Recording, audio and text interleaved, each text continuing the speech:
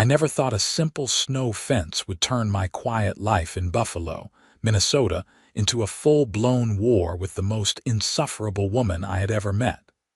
But here we are, standing in my driveway on a bitter January morning while she waved a citation at me like it was a royal decree. My name is Marcus Holloway, and I had moved to this suburban development called Whispering Pines exactly 3 years ago. The neighborhood sat on the outskirts of Buffalo, about 40 miles west of Minneapolis, where the winter winds came screaming across the open prairie with nothing to stop them, except whatever we humans were foolish enough to build. I worked as a civil engineer, which meant I understood things like wind patterns, snow accumulation, and property drainage better than most people. That knowledge would become both my greatest asset and the source of my biggest headache. The house I bought was perfect in almost every way. 3 bedrooms, 2 bathrooms, a 2-car garage, and most importantly, it sat on a corner lot with nearly half an acre of land. The property line extended a good 100 feet back from the road, giving me plenty of space for my workshop, a small vegetable garden in the summer, and room for my golden retriever Bailey to run around. What I didn't realize when I signed those closing papers was that Whispering Pines had an HOA, and that HOA was run by a woman named Patricia Kendrick, who treated the neighborhood covenants like they were the 10 Commandments carved in stone. For the first 2 winters, I dealt with the snow problem the same way everyone else did. I shoveled my driveway, cleared my walkway, and watched as massive snowdrifts piled up against my garage door every time the wind picked up. My property sat at an angle where the prevailing northwest winds would funnel snow directly toward my house, creating drifts that sometimes reached 4 or 5 feet high. I would spend hours digging out, only to have the wind blow it all back within a day or two. Last spring, after another brutal winter, I decided enough was enough.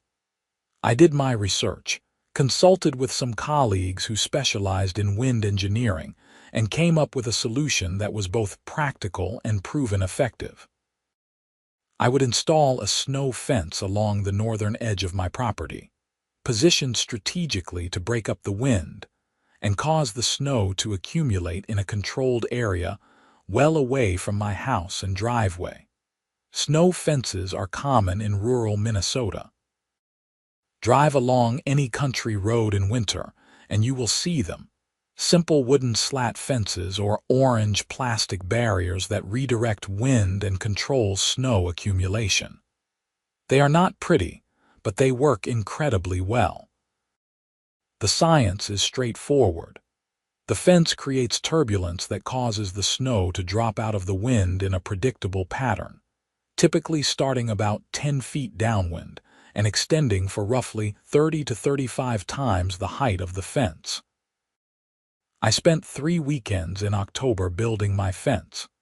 It was nothing fancy, just cedar posts set 3 feet into the ground with horizontal slats spaced about 2 inches apart to allow some wind through while still creating the necessary turbulence. The whole structure stood 4 feet tall and ran for 50 feet along my property line, set back a good 15 feet from the actual boundary to ensure I was well within my rights.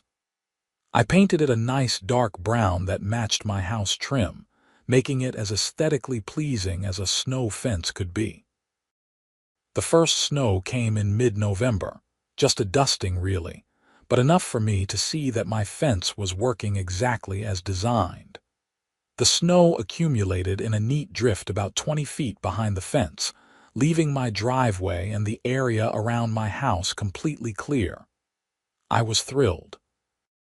I took photos, made some notes for potential adjustments, and congratulated myself on a job well done. That was when Patricia Kendrick came knocking on my door. It was a Saturday morning, cold but clear, and I was enjoying my coffee when I heard the sharp rap of knuckles against my front door. Bailey started barking before I even got up from my chair. When I opened the door, I found myself face to face with a woman in her late 50s, dressed in an expensive-looking purple parka with perfectly styled blonde hair that looked like it had been shellacked into place. Her lips were pursed in a way that suggested she had been sucking on lemons for the past decade. "Marcus Holloway?" she asked, though her tone made it clear she already knew who I was. "That's me. Can I help you?" "I am Patricia Kendrick, president of the Whispering Pines Homeowners Association. I am here regarding the unauthorized structure you have erected on your property." I blinked at her. "The snow fence, if that is what you call that eyesore, yes.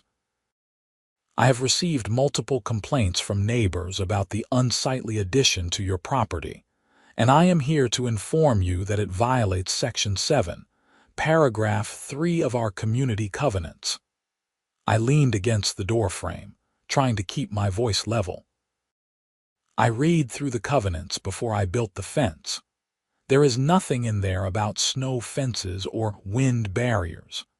Patricia pulled out a leather-bound folder and flipped through it with practiced efficiency. "Section 7, Paragraph 3 clearly states that no fences, walls, or barriers may be constructed without prior written approval from the HOA board.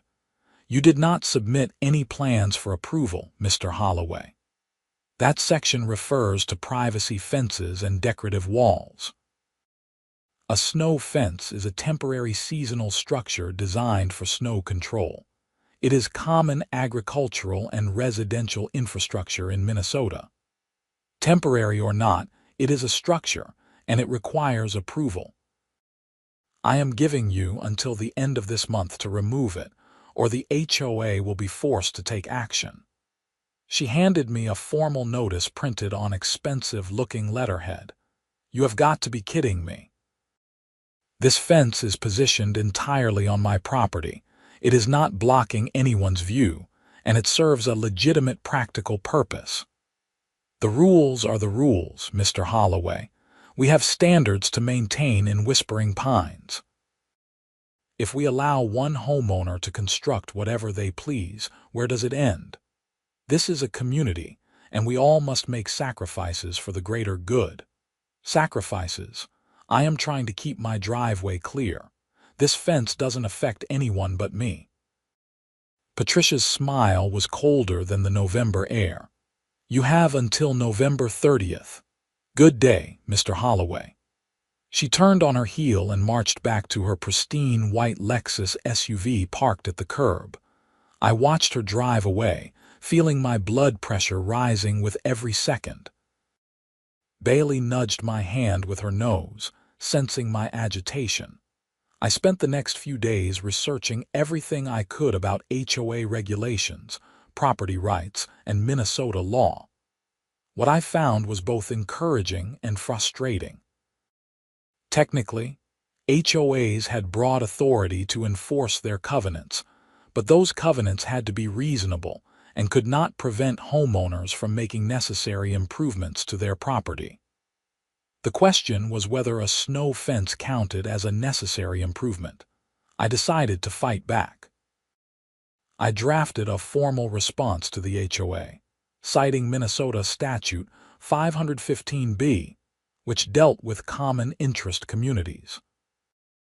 I argued that my snow fence served a legitimate purpose related to property maintenance and safety, that it was positioned entirely within my property boundaries, and that the covenant section Patricia cited was intended for permanent structures, not seasonal snow control measures. I sent copies to Patricia, the other board members whose names I found on the HOA website, and kept detailed records of everything. The response came 2 weeks later. The HOA board had met and denied my appeal. They claimed that allowing my snow fence would set a precedent for other unsightly structures, and that maintaining property values required strict aesthetic standards. They gave me until December 15th to remove the fence or face daily fines of $50. I consulted with a lawyer named David Chen who specialized in property law. He was a sharp guy in his early 40s who had dealt with HOA disputes before. After reviewing all my documentation, he gave me his assessment. "You have a decent case," David said, leaning back in his office chair. "The problem is that fighting an HOA is expensive and time-consuming. Even if you win, you could spend $10,000 or $15,000 in legal fees. The fence probably cost you what, $500 to build? About that, yeah. So you need to ask yourself if this is worth it." Sometimes the smart play is to pick your battles. I left his office feeling frustrated but not defeated. I had 2 weeks to decide what to do, and then the weather made the decision for me. On December 10th, a massive winter storm rolled across Minnesota. The National Weather Service issued blizzard warnings for the entire region, predicting 18 to 24 inches of snow with winds gusting up to 45 miles per hour. The storm hit on a Thursday night and continued through Friday morning. I worked from home that day, watching through my window as the snow piled up outside. My fence performed beautifully. The area around my house and driveway remained relatively clear, with only a few inches of easily manageable snow. Meanwhile, the controlled drift behind my fence grew into an impressive wall of white, exactly where I wanted it. On Saturday morning, I bundled up and went outside to survey the situation. My driveway needed maybe 20 minutes of shoveling. I could see down the street where my neighbors were dealing with 3- and 4-foot drifts that had completely buried their cars and blocked their garage doors. 3 houses down, I could see my neighbor Tom Morrison struggling with a snowblower that kept getting clogged with the heavy, wind-packed snow. I was clearing the last bit from my driveway when Patricia's Lexus came crawling down the street. She stopped right in front of my house, her window rolling down. "Mr. Holloway, I trust you have not forgotten about the December 15th deadline for removing that structure." I leaned on my shovel. "You mean the structure that kept my driveway clear during a blizzard while everyone else is digging out for hours? The deadline stands. 5 days, Mr. Holloway." She rolled up her window and drove off, navigating carefully around the drifts that had accumulated in the street. That evening, I sat at my kitchen table with a beer and really thought about my options. I could keep fighting, rack up fines, maybe take it to court. Or I could remove the fence and prove a point in a different way. An idea started forming in my mind, one that made me smile despite my frustration. On December 14th, I took the fence down. I spent the afternoon pulling out posts, stacking slats, and clearing away every trace of my snow fence. I documented everything with photos and timestamps, showing that I had complied with the HOA's demands. Then I waited. The weather forecast for late December was looking active. Another major storm system was predicted to arrive right after Christmas, and the long-range outlook showed an unusually stormy pattern for January. Perfect. Christmas came and went quietly. I spent it with my sister and her family in Minneapolis, enjoying the holiday and trying not to think about the impending battle with Patricia and her HOA. But on December 27th, the second storm arrived right on schedule. This one was even worse than the first. The snow started Friday evening and continued through the entire weekend. By Sunday morning, we had gotten another 22 inches, and the winds were even stronger this time, sustained at 35 miles per hour with gusts approaching 50. Without my fence to control the accumulation, the snow drifted exactly the way it had for the previous 2 winters, straight toward my house and garage. My driveway was buried under a 4-foot drift. My front walkway was impassable. Snow had piled up against my garage door so high that I couldn't have opened it even if I wanted to. I looked out my window at the disaster and started laughing. This was going to be good. I spent Sunday and Monday digging out. It took me nearly 6 hours of hard work with my snowblower and a shovel to clear everything. My back ached, my hands were frozen despite my gloves, and I was absolutely miserable. But I kept thinking about what was happening elsewhere in the neighborhood, and that kept me going. On Tuesday morning, I decided to take a walk around Whispering Pines with Bailey. The subdivision had been plowed, though the windrows left by the plows had created their own problems. What I saw was exactly what I had expected. Every house on the north and west sides of the neighborhood, the sides that faced the prevailing winds, was dealing with massive snowdrifts. Cars were buried up to their windows. Garage doors were blocked. People were out everywhere, digging, swearing, and looking generally miserable.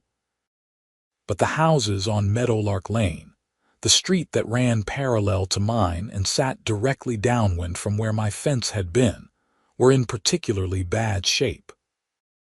Without my fence to break up the wind and drop the snow in a controlled area, all that snow had kept moving, picking up more accumulation as it went, until it slammed into the houses on Meadowlark.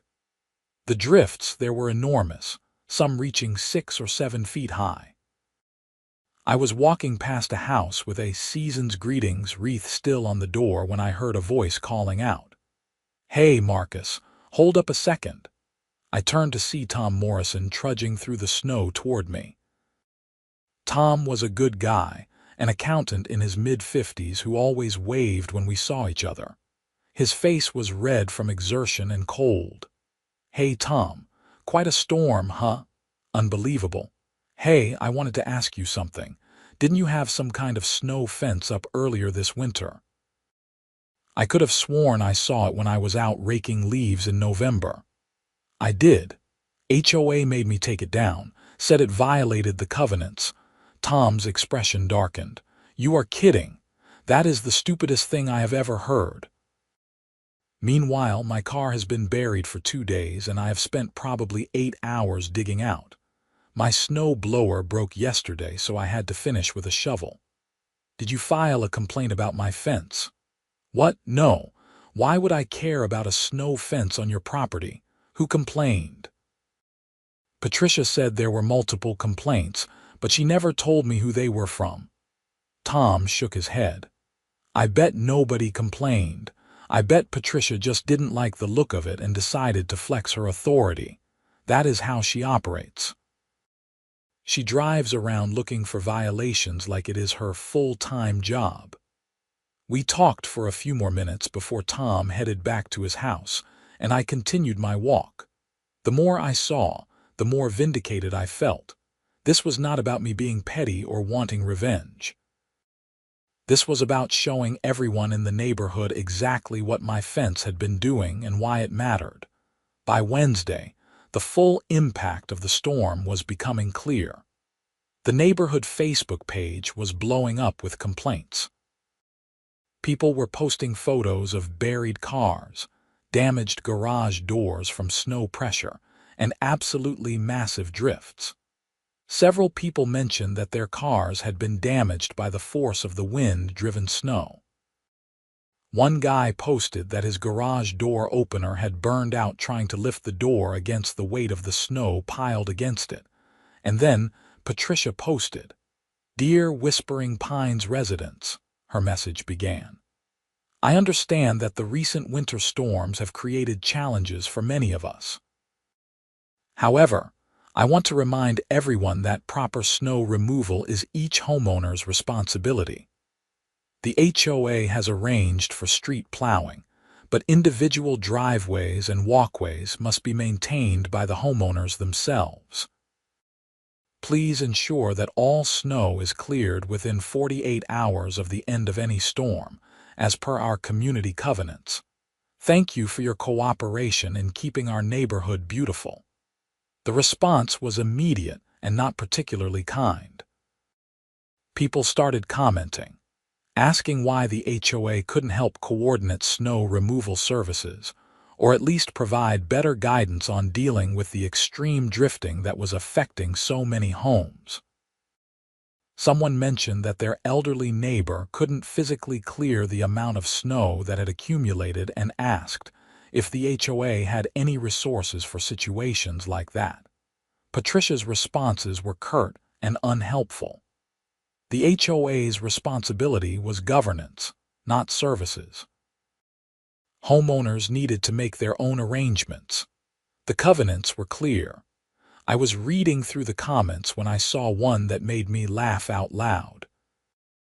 A woman named Jennifer Palmer had written, "Maybe if the HOA wasn't so concerned with banning practical solutions like Marcus Holloway's snow fence, we wouldn't all be dealing with these massive drifts." That fence was controlling snow accumulation on his property, which means less snow was blowing into the rest of the neighborhood. Now it is piling up on everyone else instead. Great job, Patricia. The post started getting likes immediately. Other people chimed in, asking about the snow fence.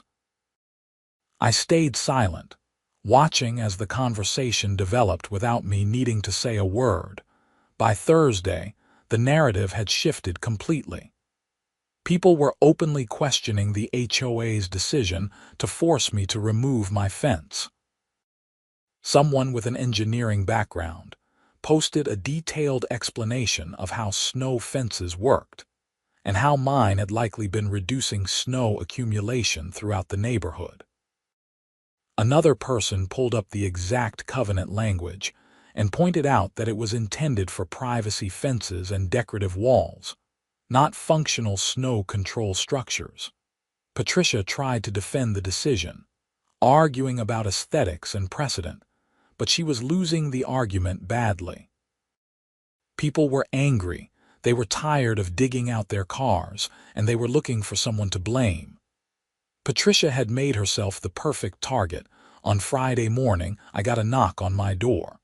This time it was not Patricia but Doug Simmons, another member of the HOA board. Doug was a retired engineer himself, and we had chatted a few times at neighborhood events. He looked uncomfortable as I invited him in. "Marcus, I am not here in any official capacity. This is just me neighbor to neighbor, okay?" "Sure, Doug. What is on your mind?" "The snow fence.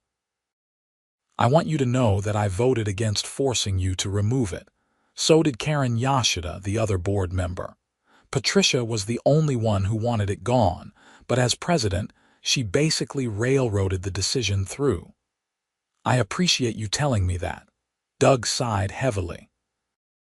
"The thing is, Patricia doesn't really understand how this stuff works. She is all about appearances and property values, but she has no technical knowledge. When you built that fence, she saw it as something ugly that needed to go. She didn't consider what it was actually doing. And now people are pissed off, and they are not being quiet about it. We have got an emergency HOA meeting scheduled for next Thursday.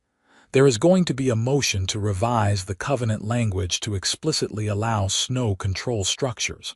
I wanted to give you a heads up. Will it pass?" "I think so. Patricia is going to fight it, but Karen and I will vote yes, and we are hearing from a lot of homeowners who want this changed. Patricia's been running this HOA like her personal fiefdom for too long. This might finally be the thing that gets people to push back."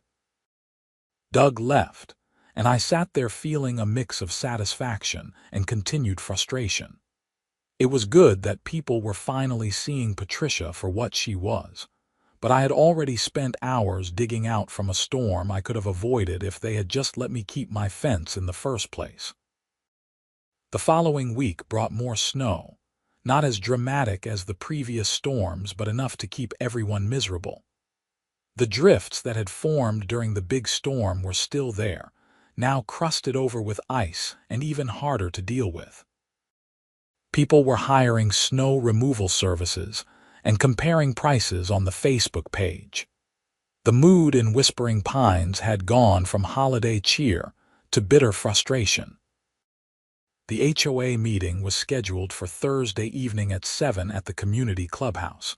a small building near the entrance to the subdivision. I almost didn't go. Part of me wanted to stay home and let them sort it out without me. But the other part of me, the part that had spent 3 weekends building that fence and then been forced to tear it down, wanted to be there to see how it all played out. I arrived at 6:55 to find the parking lot already full. The clubhouse had a capacity of maybe 50 people, and there had to be at least 40 already there when I walked in. The room buzzed with conversation, and I could feel the tension in the air immediately.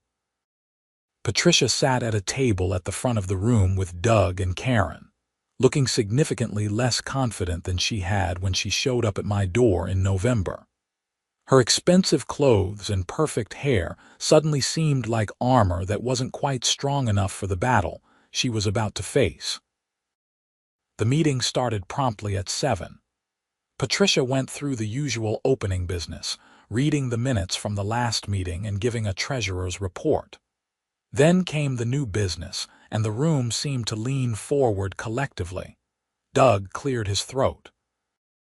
I am bringing a motion to amend Section 7, Paragraph 3 of our community covenants to explicitly allow snow control structures, including but not limited to snow fences and wind barriers, without prior HOA approval, provided they are positioned entirely within the homeowner's property boundaries and do not exceed 6 feet in height. I second the motion, Karen said immediately. Patricia's jaw tightened. The board will now discuss the motion. But before she could say anything else, a man in the front row raised his hand. Point of order. Don't the homeowners get to comment on this before the board votes? Patricia looked like she wanted to argue but knew she couldn't. Very well. We will open the floor for comment. Please state your name before speaking. What followed was 45 minutes of homeowners standing up and expressing their opinions. The vast majority supported the change. People talked about the snow accumulation problems, the expense of dealing with the drifts, and the frustration of having a practical solution banned for aesthetic reasons. Several people specifically called out Patricia for what they saw as overreach and poor judgment. Jennifer Palmer, the woman who had first defended my fence on Facebook, gave a particularly passionate speech. We moved to Whispering Pines because we wanted a nice neighborhood with reasonable rules. But this HOA has become less about maintaining standards and more about one person's personal preferences.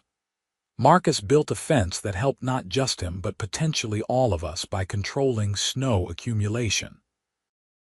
Instead of recognizing that, our HOA president forced him to tear it down, and now we are all suffering the consequences. This needs to change, and it needs to change now. There were a few people who spoke against the change, mostly older residents who worried about precedent and maintaining aesthetic standards. But they were clearly in the minority. When the comment period ended, Patricia tried one last time to defend her position. I understand the frustration, but we must think about long-term property values. If we start allowing these types of structures, where does it end? We could have people putting up all sorts of unsightly things and claiming they are functional. Doug cut her off. Patricia, with all due respect, property values are going to suffer a lot more from people's cars being damaged by snow and their garage doors being destroyed by drifts than from a tastefully constructed snow fence. This is Minnesota. Snow control is not optional. It is a necessity. We need to be reasonable about this. The vote was called. Doug voted yes. Karen voted yes. Patricia voted no. The motion passed 2-1 and the room erupted in applause. After the meeting, a bunch of people came up to thank me and apologize for what I had been put through. Tom Morrison clapped me on the shoulder and said, "Get that fence back up as soon as you can, buddy. We need all the help we can get around here." I drove home feeling vindicated but also exhausted. This whole situation had been so unnecessary. If Patricia had just been reasonable from the beginning, if she had taken 5 minutes to understand what the fence actually did instead of just seeing it as an eyesore, none of this would have happened. That weekend, I started rebuilding my fence. This time, several neighbors came over to help, and we got it done in half the time it had taken me originally. Tom brought his drill. Another neighbor named Steve Martinez brought extra cedar posts he had in his garage. By Sunday afternoon, my snow fence was back up and ready for the next storm. We didn't have to wait long. Another storm system moved through in early February, dropping another 14 inches of snow with strong winds. My fence did its job perfectly, creating a controlled drift well away from my house while keeping my driveway manageable. I cleared it in less than an hour and then spent the rest of the day relaxing inside with Bailey while the wind howled outside. On Monday morning, I took another walk around the neighborhood. The difference was remarkable. While there was still plenty of snow to deal with, the massive drifts that had plagued Meadowlark Lane and other areas during the December storms were noticeably smaller. My fence was doing exactly what I had designed it to do, controlling snow accumulation not just on my property, but reducing the amount of wind-driven snow that made it into the rest of the neighborhood. Several other homeowners had started putting up their own snow fences. Tom had installed one along his back property line. Steve Martinez had put up a smaller one near his driveway. The orange plastic snow fencing that you could buy at any hardware store started appearing on properties throughout Whispering Pines. Patricia couldn't say anything because the covenant had been changed, and the results spoke for themselves. But Patricia was not done yet. In mid-February, I got another letter from the HOA. This one informed me that my property was being assessed a special fine of $500 for creating a snow accumulation hazard on common property. The letter claimed that the drift created by my snow fence was encroaching onto HOA-maintained land and creating a potential liability issue. I walked out to examine the drift.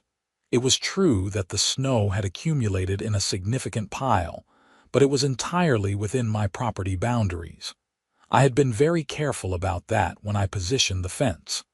The drift was nowhere near any walkways, streets, or common areas. This was pure harassment, and I was not going to tolerate it. I took detailed photos showing the property lines, the fence position, and the snow accumulation. I also took measurements and created a simple diagram. Then I called David Chen, my lawyer. "She is harassing you," David said after I explained the situation. "This fine is completely baseless. The question is how you want to handle it. What are my options? You can appeal to the full HOA board, which you will probably win since Doug and Karen seem reasonable. You can ignore it and force them to take you to court, which they won't do because they know they will lose. Or you can go on the offensive and file a formal complaint against Patricia for harassment. What would that accomplish? It creates a paper trail. If this continues, you will have documentation showing a pattern of behavior. Plus, it might get the attention of the other board members and the homeowners in general. Patricia only has power because people let her have it. If enough people push back, she will either change her behavior or get voted out. I decided to do all three. I filed a formal appeal of the fine with the HOA board, copied the entire neighborhood on the email, and attached all my documentation showing that the fine was baseless. I also filed a formal harassment complaint against Patricia, citing the pattern of behavior going back to November. And then I posted about the situation on the neighborhood Facebook page, politely but clearly explaining what was happening. The response was overwhelming. The Facebook post got over 100 comments within the first day, almost all of them supporting me and criticizing Patricia. People started sharing their own stories of what they saw as Patricia's overreach and unreasonable behavior. Someone created a petition calling for a special election to replace her as HOA president, and it got 50 signatures within a week. Doug and Karen called an emergency board meeting to address my appeal. They voted unanimously to rescind the fine and issued a formal warning to Patricia about abusing her authority. The vote was 2-1 again, with Patricia voting against, but it was clear she had lost control of the board. At that meeting, which was open to all homeowners, things got heated. Patricia tried to defend herself, arguing that she was just trying to maintain standards and protect property values, but people were not buying it anymore. One by one, homeowners stood up and called for her resignation. "You have turned this HOA into a dictatorship," one man said. "We are all tired of it. Either start acting reasonably or step down and let someone else do the job." Patricia's face went red. "I have volunteered countless hours to this community. I have kept property values high and maintained our standards while the rest of you just complained and criticized. If you think you can do better, then fine, you are welcome to try." "Is that a resignation?" Doug asked. Patricia stood up, grabbed her leather folder, and walked out of the meeting. She didn't formally resign that night, but 2 days later, an email went out to all homeowners announcing that Patricia Kendrick had stepped down as HOA president effective immediately. Doug would serve as interim president until a special election could be held. The mood in Whispering Pines changed almost overnight. Without Patricia's constant scrutiny and rigid enforcement, people relaxed. The Facebook page shifted from complaints about violations to neighbors helping neighbors. When another homeowner needed help digging out after a late February storm, a half-dozen people showed up with shovels and snow blowers. It started to feel like an actual community instead of a subdivision under surveillance. The special election was held in March. Doug ran for president on a platform of reasonable governance and common-sense rule enforcement. He won easily. Karen stayed on as treasurer. A new board member, a woman named Lisa Franco who worked as a landscape architect, joined them. The three of them started reviewing the covenants with an eye toward making them more practical and less restrictive. As winter finally started giving way to spring, I found myself reflecting on everything that had happened. It was absurd that a simple snow fence had turned into such a dramatic situation, but in a way, I was glad it had played out the way it did. The neighborhood was better off without Patricia's authoritarian approach, and people had learned that they didn't have to just accept unreasonable rules and enforcement. One Saturday, in late March, Tom Morrison came over with a 6-pack of beer. We sat on my back deck, enjoying the first warm day of the year, watching the last patches of snow melt in the sunshine. "Hell of a winter," Tom said, taking a long drink from his bottle. "That it was. You know, I have been thinking about something. Your fence probably saved every house in this neighborhood at least a few hours of snow removal time over the course of the winter. Multiply that by 40 or 50 houses, and you are talking about hundreds of hours of collective effort saved, not to mention the property damage that was prevented." I had not thought about it that way, but yeah, probably. So really, Patricia didn't just try to ban your snow fence for no good reason. She tried to ban something that was helping the entire community, all because she thought it looked ugly. That is peak HOA insanity right there. We both laughed, and Bailey came trotting over to see what was so funny. She put her head on my lap and I scratched behind her ears. "Are you going to take the fence down for the summer?" Tom asked. "Yeah, I don't need it once the snow season is over. Plus, it will last longer if I am not leaving it up year-round. I will put it back up in October. You think you will get any grief about it next year?" With Doug and the new board, I doubt it. But if I do, I have got documentation, photos, measurements, and about 40 neighbors who will back me up. Plus, the covenants explicitly allow it now. True enough. As spring turned to summer, life in Whispering Pines settled into a pleasant routine. I worked on my garden, took Bailey for long evening walks, and went to a couple of neighborhood cookouts where people actually seemed happy to be there. Patricia's white Lexus was rarely seen in the subdivision anymore. I heard through the grapevine that she was thinking about selling her house and moving to a different neighborhood, one with even stricter rules and regulations where she might feel more at home. In October, I put my snow fence back up. This time, nobody said a word. Several neighbors had already installed their own fences, and the hardware stores in Buffalo were reporting strong sales of snow fencing products. What had started as my personal solution to a snow problem had become a neighborhood trend, and everyone was going to be better prepared for the coming winter. The first snow came in early November, right before Thanksgiving.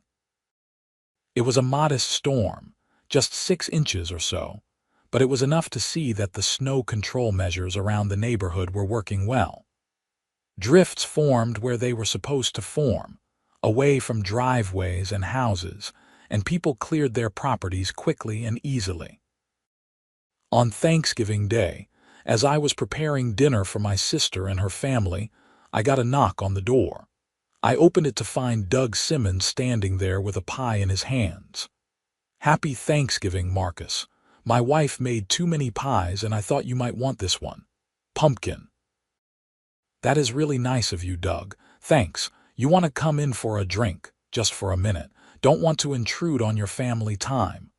We stood in the kitchen while I poured us each a bourbon. Doug raised his glass. "I wanted to thank you officially for what you did." That whole situation with the snow fence, it could have gone a lot of different ways.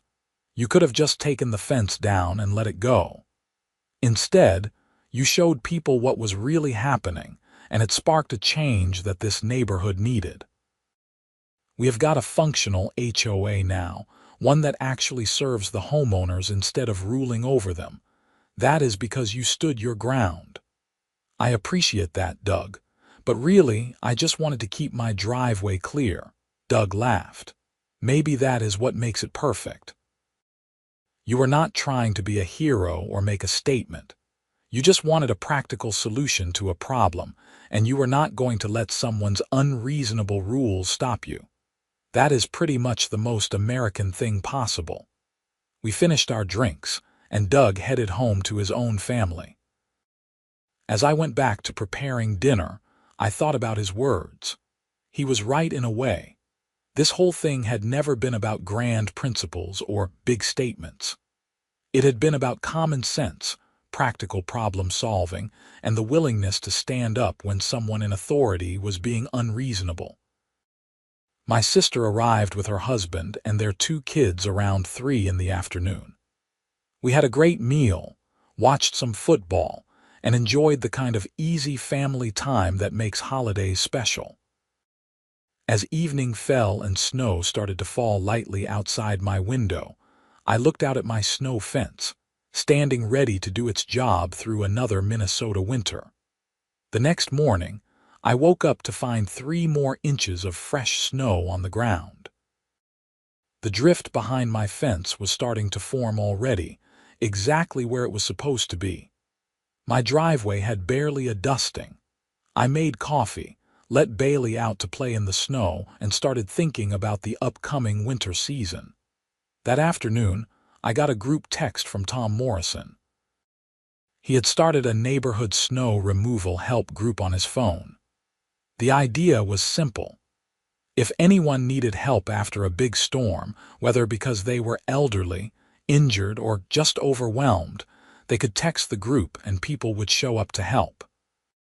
It was the kind of thing that would never have happened under Patricia's reign, where everyone was too busy worrying about violations and fines to think about actually helping each other. December brought several moderate snowstorms, nothing as dramatic as the previous year's blizzards, but enough to keep everyone busy. The snow control measures throughout the neighborhood continued to work well, and the help group Tom had started was getting regular use. I found myself over at Mrs. Henderson's house twice helping clear her driveway after her husband had hip surgery. Steve Martinez and his teenage son came over to help me move some lumber in my garage. It felt like we were building something real, a genuine community where people looked out for each other. As Christmas approached, the neighborhood organized a holiday lights contest. It was meant to be fun and casual, nothing like the rigid enforcement of rules that had characterized Patricia's tenure. People put up decorations ranging from simple strings of white lights to elaborate displays with animated reindeer and inflatable Santas. My contribution was modest, just some icicle lights along the roofline and a wreath on the door, but I enjoyed walking around with Bailey in the evenings looking at what everyone else had done. On Christmas Eve, as I was settling in to watch some movies and relax, my phone rang. It was David Chen, my lawyer. "Marcus, I wanted to give you a heads up about something. I just got a call from another lawyer in town asking about your case with the Whispering Pines HOA. What about it? Seems Patricia Kendrick is considering filing a lawsuit against you for defamation. She claims your Facebook posts and public statements damaged her reputation and caused her emotional distress." I felt my blood pressure spike. "You have got to be kidding me. Everything I posted was true and documented." That is what I told her lawyer. Truth is an absolute defense against defamation. Plus, this would be a classic SLAPP suit, strategic lawsuit against public participation. Minnesota has anti-SLAPP laws that would probably get it dismissed quickly, and she would end up paying your legal fees. I told her lawyer all of this, and I got the impression he was trying to talk her out of it. "So what do I need to do?" "Nothing right now. Just keep this conversation between us for the moment. If she actually files something, we will deal with it, but I would bet money that her lawyer convinces her it is a terrible idea. She is just angry and lashing out." After hanging up, I sat there feeling a mixture of anger and disbelief. Patricia couldn't let it go. Even after stepping down from the HOA, even after being proven wrong about the snow fence, even after the entire neighborhood had made it clear they disagreed with her approach, she was still trying to punish me for standing up to her. But I also felt confident. I had documentation of everything. I had witnesses. I had an entire neighborhood of people who had seen Patricia's behavior firsthand. If she wanted to take this to court, let her. I would win, and maybe that would finally be the end of it. Christmas came and went. New Year's Eve brought another significant snowstorm, this one dropping 16 inches over 2 days. Once again, my snow fence proved its worth. My property was manageable while others dealt with substantial drifts, though the situation was much better than the previous year thanks to all the snow control measures people had implemented. In mid-January, I got another call from David Chen. Good news. Patricia's lawyer officially informed me that she will not be pursuing any legal action. I think he finally convinced her that she had no case and would just be throwing money away. That is a relief. There is one more thing. Doug Simmons called me yesterday. The HOA board wants to formally recognize your contributions to the neighborhood. They are planning to present you with some kind of award at the annual meeting in February. Thought you should know. I thanked David and hung up, feeling genuinely touched. An award was not something I had been seeking or expecting, but it was nice to know that people appreciated what had happened. The annual HOA meeting took place on a Saturday afternoon in mid-February at the clubhouse. The turnout was much better than previous years, with probably 60 or 70 people in attendance. The meeting covered the usual business, financial reports and planned maintenance for the common areas and such, but toward the end, Doug stood up and asked for everyone's attention. Before we close, I want to recognize someone who has had a significant positive impact on our community this past year. Last winter, Marcus Holloway built a snow fence on his property to control snow accumulation. When the previous HOA administration forced him to remove it, Marcus could have just accepted that decision and moved on. Instead, he demonstrated through his actions why that decision was wrong, and he helped spark a broader conversation about how this HOA should operate. Because of Marcus, we revised our covenants to be more practical and reasonable. Because of Marcus, many homeowners installed their own snow control measures, making this winter much more manageable for everyone. And because of his example, we now have an HOA that focuses on serving homeowners instead of just enforcing rules. Marcus, would you please come up here? I walked to the front of the room feeling slightly embarrassed but also proud. Doug handed me a framed certificate recognizing my contributions to the Whispering Pines community. The room broke into applause, and several people stood up. It was one of those moments that makes you remember why community matters. After the meeting, as people were filtering out, a woman I didn't recognize approached me. She was probably in her early 30s, wearing a professional-looking coat and carrying a notebook. "Mr. Holloway, I am Christine Guerrero from the Buffalo News Post. I heard about what happened with your snow fence and the HOA situation. I think it would make a great human interest story, showing how one person can make a difference in their community. Would you be willing to talk to me for an article?" I hesitated for a moment, then figured why not. The story was already well known in the neighborhood. Sharing it more widely might help other people dealing with unreasonable HOAs. Sure, I would be happy to talk with you.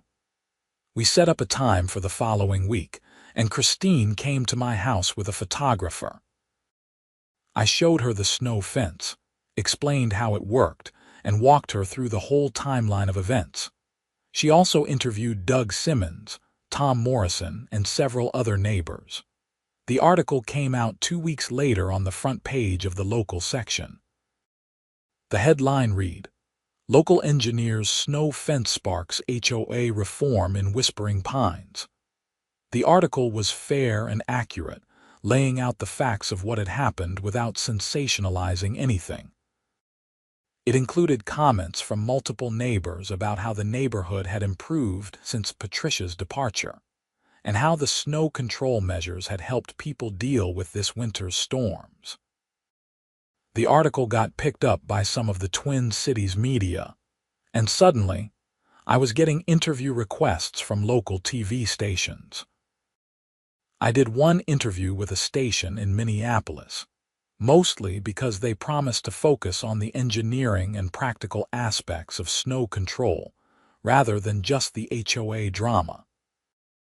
That segment aired during the evening news and led to several more homeowners in other subdivisions reaching out to me for advice on building their own snow fences. I found myself becoming an accidental expert on residential snow control. I created a simple guide with diagrams and measurements, explaining how to properly position and construct a snow fence based on wind patterns and property layout. I posted it online for free, and it got shared widely on social media. Several hardware stores in the area asked if they could print copies to hand out to customers. Through all of this, Patricia Kendrick remained silent. I heard through neighbors that she had officially put her house on the market in late February and was planning to move to a gated community in a suburb south of Minneapolis. I felt a little sorry for her in a way. She had been so convinced that rigid rule enforcement was the same thing as good leadership, and when that approach backfired, She didn't have the flexibility to adapt. As winter began to fade into spring once again, I took stock of everything that had happened over the past year and a half. What had started as a simple construction project to solve a snow accumulation problem had turned into a neighborhood conflict, a lesson in standing up for common sense, and ultimately a story about how communities can change when people refuse to accept unreasonable authority. My snow fence still stood along the edge of my property, having survived its second winter. The controlled drift behind it was slowly melting in the March sunshine. In a few weeks, I would take the fence down for the season, clean and store the materials, and wait until October to put it back up again.